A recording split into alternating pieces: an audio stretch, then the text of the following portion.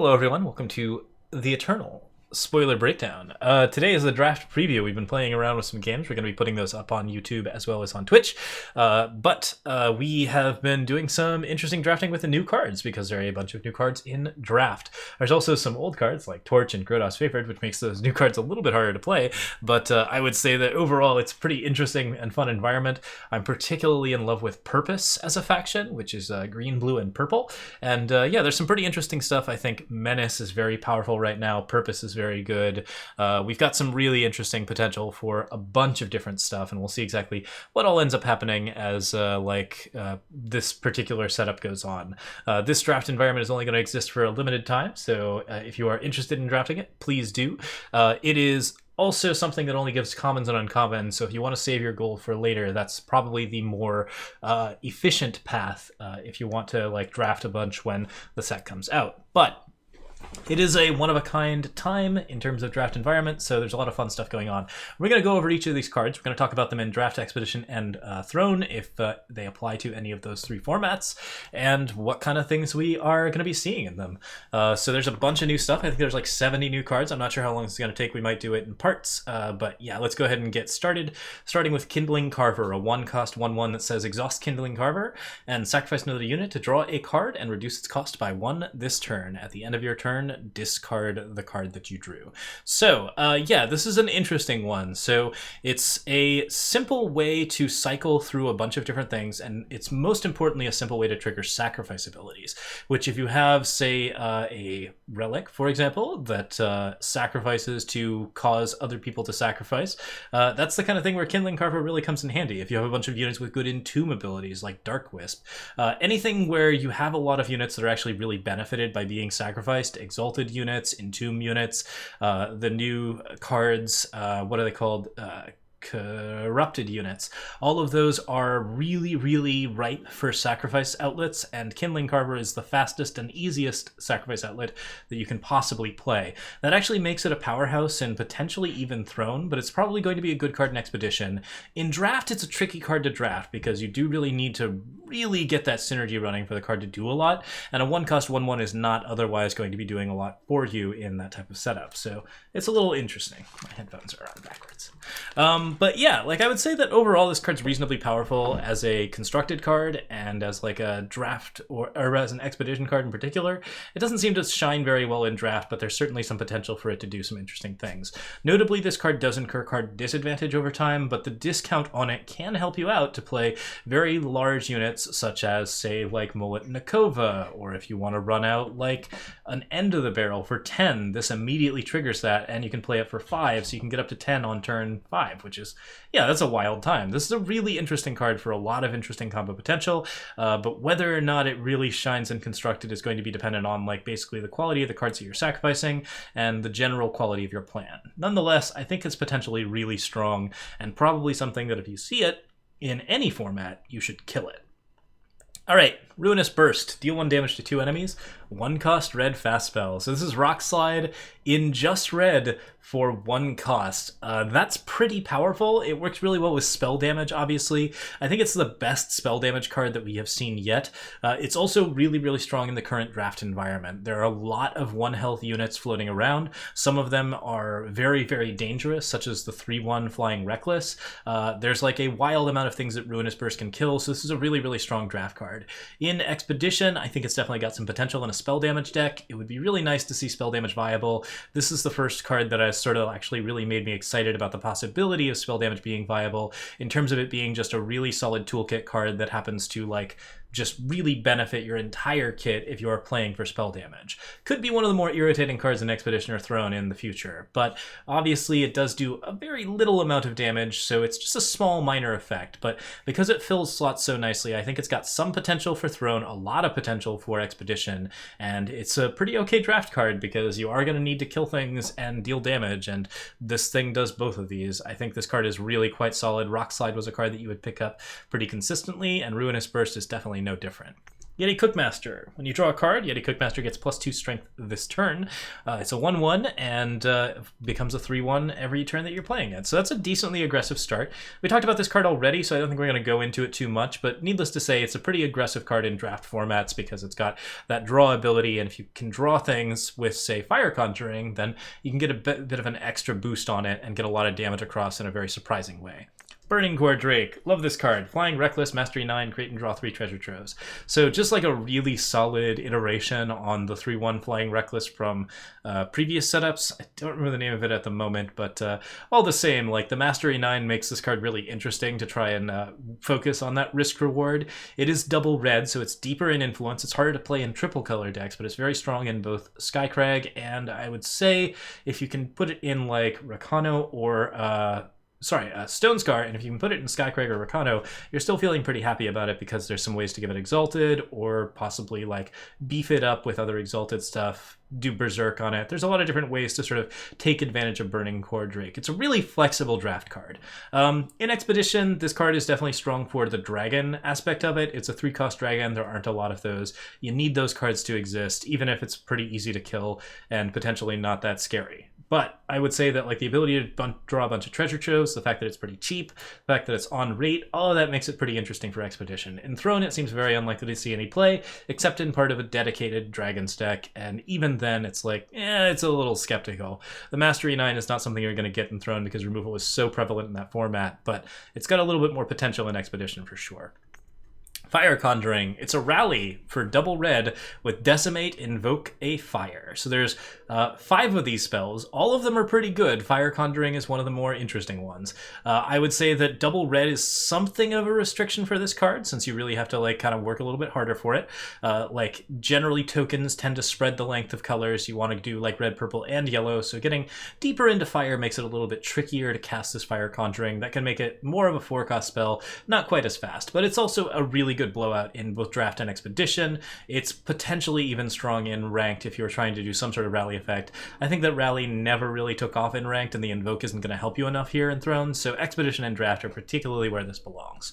But yeah, it's a super aggressive red card. If you are drawing too much power, you can Invoke to get that Decimate. This is a really solid iteration on Invoke in general, and I think that it's a really, really interesting version of the card that allows you to get some card advantage on a fun random card while also playing a pretty reasonable spell.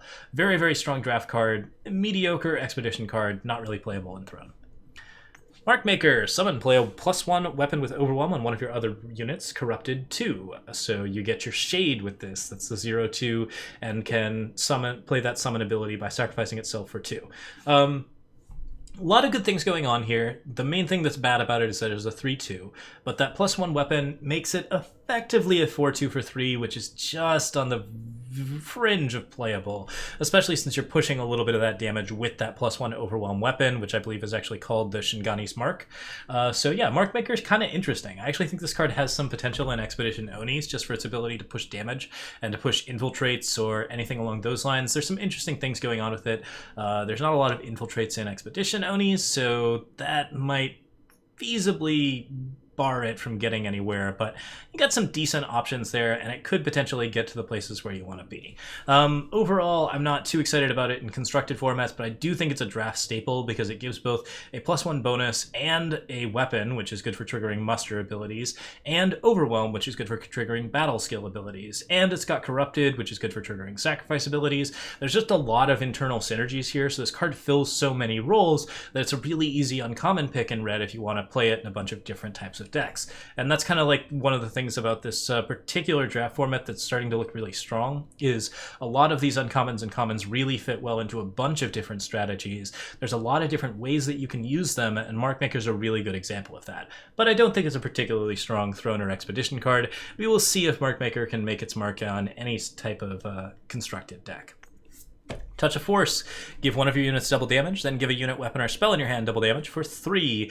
Never rule this card out, but it isn't amazingly strong unless you're playing with like a wild amount of Overwhelm. You definitely need some internal synergy to make it work. If you got a weapon, it's got quick draw. If you got a lot of quick draw units, if you're in Stone Scar in general, yeah, it's a pretty fun trick to pick up. Not adding stats is definitely kind of weak, and the fact that it is a 3-cost card is also a little bit weak, but oh boy, can this card blow out in some really fantastic ways. This is very, very very high potential value, but very, very low initial value. So if you have the right type of synergy for it, it's a really strong draft pickup. It's potentially a really interesting combo piece in Expedition. I think it's just way too slow for Throne. Double damage is just not a thing that you really need to go for in Throne, but yeah, you can do some wild stuff with this. It's definitely a fun aggro card.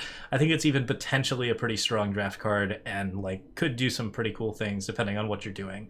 But yeah, very, very low rate, very, very expensive card. One of the better touches in the cycle. So definitely pretty interesting on that right. Mostly because that battle skill is one of the strongest battle skills that you can pick up.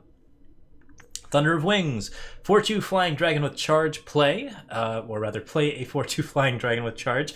I don't know why I needed to make word salad there. It's a 5-cost spell, and it says you can exhaust a unit to play Thunder of Wings for 2 less, but you can't exhaust multiple units to reduce the cost, which I think would put this card way over the top.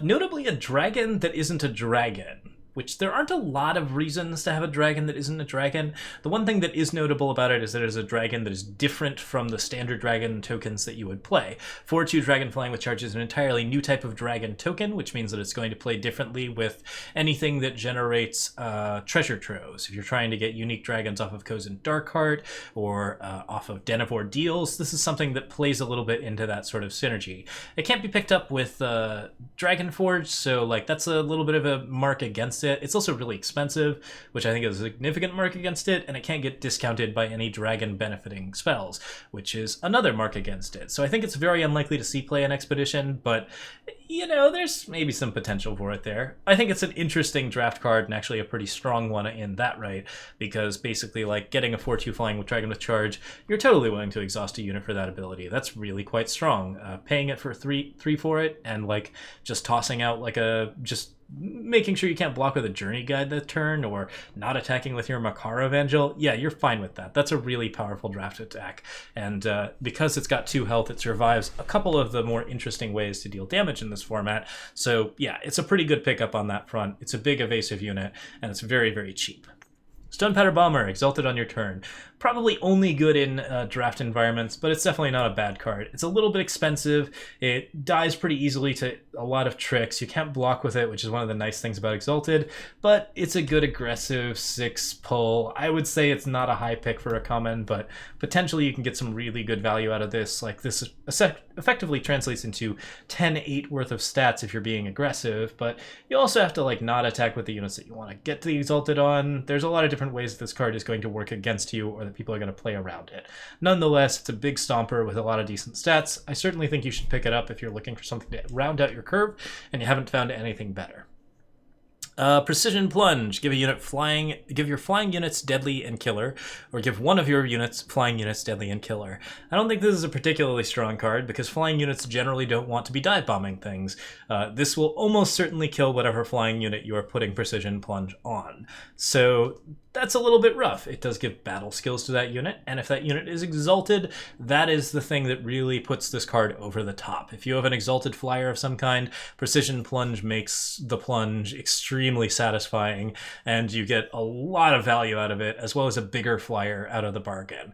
But by and large, this is a really high synergy card that doesn't seem to play well in Draft or Expedition. I would not really like it in any of those formats unless you have that Exalted shenanigan happening. And in that case, yeah, that's pretty exciting. Could be kind of cool in Hero of the People, but I'm really doubtful. SkyWorshiper, pay 4 to give one of your units with flying +1/+1, notably a 1-cost 0/4. Not the only 1-cost 0/4 in this format even, which is really wild. Yeah, you're going to be valuing like torches and other things in this format. I think that there's a lot of units that can really do some block in here, and this one is one of the stronger options. Every flying deck needs a small unit, or a big unit rather, that can just sort of clog up the board on the ground and make sure that your flyers can get through while it saves you from taking a lot of damage. SkyWorshiper is doing that in spades. The pay 4 does not exhaust it, so it continues to block on board the entire time, which means it's a really solid counter aggro while you're establishing your flyers. The flying +1/+1 bonus is really, really good because it prevents your flying units from dying to a lot of things, and it also makes them stronger over time. It's a great power sink with a really good ability. I think it's very strong in Draft. It's too slow for any other format. Touch of Battle. Give one of your units deadly, then give a unit, weapon, or spell in your hand deadly. Probably the strongest in draft of the 5. Like, what is it? Lifesteal. You've got Quick Draw and Double Damage. I don't know if the last one's Quick Draw. I'll have to check on these, but I think this might actually be the strongest of the 5. Does give you a lot of value. You get to put deadly on a lot of different units. There are units with very low attack and high toughness that are particularly strong in these instances, and yeah, this is something that can really take advantage of that. Plenty of different things you can do with the card. It also happens to play on relic weapons in Expedition and Throne, which allows you to get deadly damage dealers. If you can get it like a time relic weapon, this is going to be really exciting. I think there's definitely some potential for this card to go nuts, especially with Ruinous Burst in Expedition. It'll be a combo deck though, so that's going to be, you know, combo decks are always sort of a high roll if it's going to be good or not, and I think that's going to be dependent on what the rest of the cards are going to be. But yeah, in draft, this card is really, really strong. It allows all of your units to trade up, and it is also capable of giving you some potentially extremely good blockers that keep the board locked down for a really long period of time. Earth Conjuring. Give yourself or a unit health equal to the highest health unit in your void. Decimate Invoke. So it's a good refresh. Like overall, you can get a lot of health out of it. It's got that same sort of refresh ability, which is a reasonable fast spell trick in draft environments, and also helps you out with some interesting things where you can like mess about with deadly units, anything like that. I don't think it's particularly playable in Throne. Expedition, certainly possible, but seems unlikely. We'll see exactly how well these Invokes fast spells come into Expedition and whether or not they're going to see play. Of these, I don't think it's a particularly strong one for Expedition, but if you're playing around with twist ideas and you have some like, if you have a lot of spare time, I guess, Earth Conjuring is fine. But like, it's a pretty slow format that allows Earth Conjuring to be good, and overall, it seems like there's probably going to be a few too many things going on. There are some things that care about health and the void that Earth Conjuring might be okay with. Like, Earth Conjuring itself cares about health and the void, which is kind of like an internal synergy, but I would say that overall, this card is not amazingly strong in those environments. In time, you need the synergies for it, but like, it's certainly not a bad trick, and can get you some pretty interesting benefits. In particular, it can also save you in situations where you would not otherwise be savable, and create some, yeah, pretty interesting blocking and attacking scenarios. Gravewatch Ancestor, 2/3 with ultimate pace 6 to give Gravewatch Ancestor strength and health equal to the highest strength units in your void. It does cost 3, so not well statted for its ultimate ability, which is a little bit unfortunate. I think this would be a really interesting 3/3. As a 2/3, I am skeptical of its value overall. Like, certainly it's an okay draft card if you happen to have a lot of big units that you're already putting into your void, because then this is a 3-cost 2/3, which is okay in draft, and that eventually becomes a very, very large unit when it's top decked, which is, yeah, that kind of like flexibility is really, really nice. I find it unlikely this card is going to make Expedition or Throne or do anything super exciting in either of those formats, although it is both an elf and a cultist, which, again, not too many things happening with that. Humbug Nest. Play 2 1/1 Humbugs with Flying, notably a fast spell. Really, really good at dealing with flyers. Great, great draft card because it not only creates flyers, but also kills flyers. And, like, yeah, it's a generally powerful card, especially if you're playing, like, obelisks and other things like that. I can see this card making Expedition. I don't see it making Throne, even though, like, Vault of the Praxis and Obelisk decks exist. It is one of the stronger cards that generates tokens. It's much stronger than, say, the Warp card that generates 2 Explorers. The fact that it generates Humbugs so cheaply and so quickly means that you actually get a lot of value out of it, and the flying is just like a huge bonus to tokens in general. Like, flying tokens are just a lot stronger than regular tokens because they can ping in for damage while you're waiting to find something to sacrifice them to. Yeah, this card seems really, really good, but by and large, it's mostly good in Expedition and draft. Rectifier. Summon, you may silence another unit. Corrupted 2. This is not like a replacement for Grodos Favored, but it's got some potential. You can get a lot of value out of it. It definitely keeps people honest in draft, and that's really all you're looking for from it. It trades well with like 2/3s at the time that it's played, and then it also allows you to silence big, scary units with very annoying abilities and mess up your opponent's Exalted strategies. You need answers to Exalted. Rectifier, you could definitely do worse. I wouldn't say it's a particularly strong Expedition card. The Corrupted 2 ability is just not going to work well enough, and like, by and large, it's just okay in those formats. The general lack of stats, I think, makes it not particularly strong there, but in draft you actually do want this card, and you probably want it with relative frequency. Turn back time, draw a card from your void, it gets void bound. 3-cost spell, it's a little bit slow, so certainly you got that to keep in mind, but you can afford to have 1 or 2 of these in your draft deck, and certainly you're happy to see it in Expedition or Throne.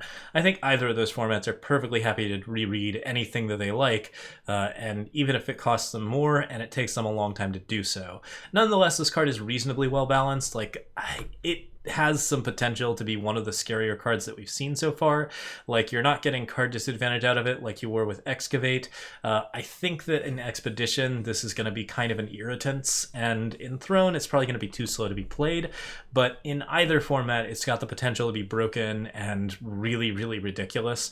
I think it's got some very annoying temporal distortion play access. It's got some interesting stuff. Like, it's definitely nice that it can be played with creatures, and creatures can do a lot of interesting things, but if your creature is obnoxiously sticky, this is definitely a power card, and you can do some wild stuff with that. So yeah, Turn Back Time, it's got potential, to be sure. We'll see exactly how much potential, but it's going to be pretty dependent on like whether or not that the decks can get enough power to really access Turn Back Time's ability, which is, I'm not sure. It's going to be a little bit tricky, but we'll see. Nahid's Distillation. Draw 3 cards. Exhaust a unit to play Nahid's Distillation for 2 less. Yeah. It's a 4-cost, draw 3. That's going to be playable in Expedition. It's probably going to be playable in Throne, and it's going to be playable in Draft. You do have to exhaust a unit, which means you have to take a little bit of time and a little bit of damage to do this, but overall, draw 3 is definitely not a bad ability, and like this is something that if you're paying 4 for it and you're also exhausting a unit that maybe has endurance or something like that, Nahid's Distillation plays pretty well into that setup. I think this is on par with, not quite as strong as Honor of Claws, but it's definitely got a similar sort of value to it where you're just getting a lot of value out of a card. The nice part about it is that unlike Honor of Claws, you get the ability to sort of play around with, you have to commit to units a little bit to actually get Nahid's Distillation working, which generally is a more healthy and more interactive format that you're pushing. I think this is a much more interesting card than Honor of Claws and a much better designed card than Honor of Claws. I also think it's really powerful in all 3 formats. So we'll see how much this sees play, but yeah, it seems very exciting and generally just seems to be a card that gives you a ton of card advantage very, very quickly. Ensnare. Kill an attacking enemy unit with flying. So it's a fast spell that kills flyers. There's not much to it. I would say that overall this is a pretty strong draft card. Obviously a market pick in Expedition and unlikely to make it in either Expedition or Throne as even a market pick, although certainly there is a little bit of potential if you're dealing with a flyer meta or something along those lines. You could even mainboard it in those cases. Flying is something you can also give to enemies. There isn't that many ways to do it anymore. You can't levitate enemies or anything like that, but if you could levitate enemies, then Ensnare could be pretty wild again. Overall, I think this card is just like mediocre, but you certainly want it in draft because big dragons are always going to be an issue, and this is something that can kill a lot of different things in the air pretty quickly. Mostly, though, don't want too many copies of it. Got to be fairly careful with it. It's about average in draft, and it's not that great anywhere else. But hey, could be a market card. Outcast Elite. This is one of my favorite designs out of the commons and uncommons. We got a lot of different things happening here. When you play another Unseen, it gets a random battle skill, so that's a 2/1 Aegis. And overall, like, I think this is pretty wild. There's some interesting stuff going on with it.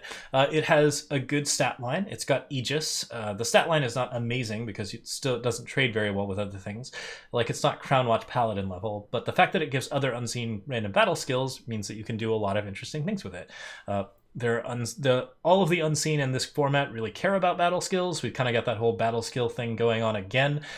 Some of them get bonuses for having battle skills. Some of them have Exalted, which is a big deal.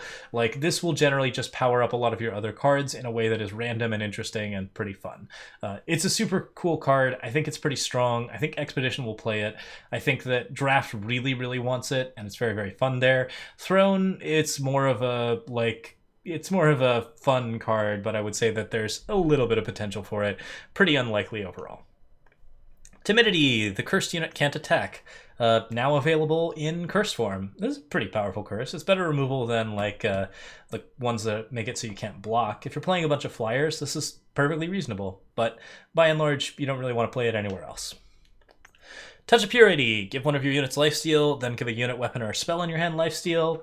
cool way to get a lot of life out of a lot of different things. I like this card's surprise potential, but obviously it's not an insanely powerful card. Certainly has some cool things going on with Unseen that care about battle skills, but a lot of them have lifesteal already, so Touch of Purity makes it a little bit tricky to get that kind of internal value. Overall, I'm okay with it, but yeah, I would say that, like, by and large, it's one of the weaker touches. Certainly, if you can stabilize with it or give lifesteal to a spell, then you can do some pretty cool stuff with it. But obviously, that all just turns into this card gives you life, which means it is a life gain card. Life gain cards do not give you any board position or anything along those lines, unless you have something that benefits from getting battle skills, like the 2/1 that gets a +2/+2 if it has a battle skill. Then you're looking at a little bit more interesting stuff. But until then, like, until you have some sort of internal synergy with the life gain, Touch of Purity isn't doing a lot. And when you have internal synergy with the life gain, you also need those cards to do things, which Touch of Purity does not do. So that's a little bit tricky. But I don't know, maybe there's like a cool Nahid deck that can play it, or something interesting that wants to gain a lot of life to play like Hall of Lost King, something along those lines. Touch of Purity has like some pretty phenomenal life gain potential, but it does involve you being pretty far ahead to actually get advantage out of it. Willbreaker. Double damage, summon, play a -1 curse on each enemy unit with flying, corrupted 3. I like this card a lot in draft environments. I also think that a 1/1/4/2 with double damage is not a thing that we have right now, and the fact that it also has a little bit of stickiness attached to it is pretty interesting. The Shade does not have double damage, which is notable, but like overall, that's like something that's kind of got some potential. I was disappointed to find out that Shades don't have like extra health if they have weapons played on them or any sort of like Warcry buffs. So like this card doesn't stick around for terribly long because it only has 1 health, and that curse ability, while really, really useful, doesn't really work that well if you aren't playing it. There's a bug right now where this card just plays curses on every enemy unit if you're playing it off of the Shade, which is super fun, but not necessarily like a thing that is particularly advantageous. I would say that it's okay as far as things go, but like, yeah, like this is really just a really interesting combo piece in Expedition. I think it's got some potential there, and in draft I certainly like it. It trades okay. It's really, really fun in sort of like the Unseen Exalted setups, and we had a lot of fun putting double damage in with our like Hero of the Peoples, with our Immortalizes, with our, like, there's a lot of different ways that Willbreaker's double damage can be transferred and bought and sold and pushed around, and all of that makes it a much more playable common than you would expect. Overall, really, really solid, and the flying hate certainly helps. Wind Conjuring.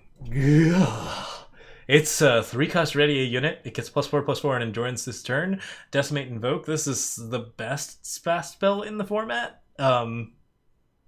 It's real good.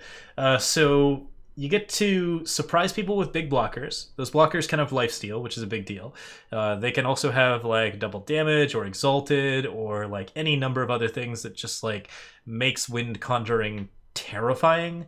The endurance does not last, unlike Reinvigorate, which is notable, but that's the only thing that I can think of that's like a drawback to this card over, say, Saddle Up, which was a perfectly playable card in green, and like actually one of the like better draft cards in that environment. The Decimate Invoke means that if you're too heavy on power, you're in a lot worse shape, like or in a lot better shape, because you get green cards out of the Decimate. You do have to pay double green for it, which means it's a little bit harder to run in 3-color decks. That's always something to note about these Conjurings, but as far as the Conjurings go, this is definitely the strongest one.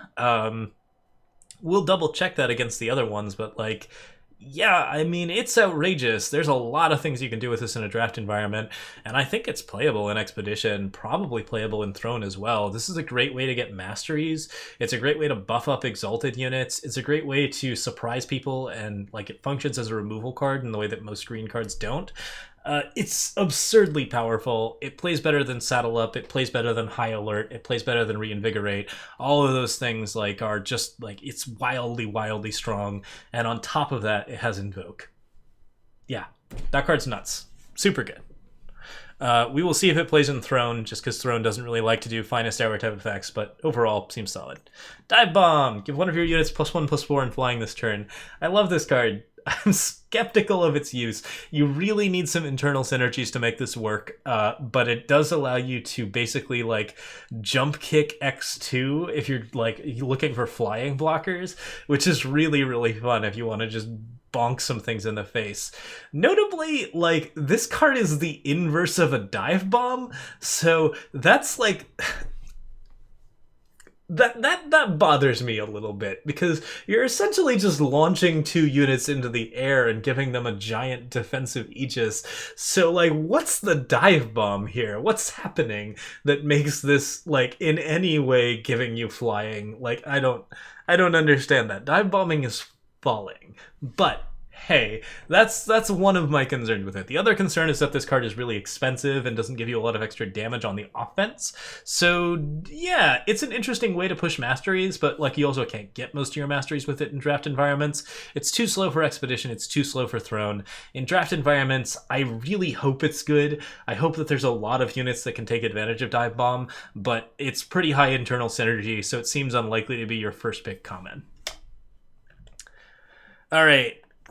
Promising Pupil. Exalted Mastery 2, Promising Pupil gates a random battle skill. It's the Exalted that makes this card exciting, and without it, this card would be really, really bad. But the Exalted does make it pretty interesting.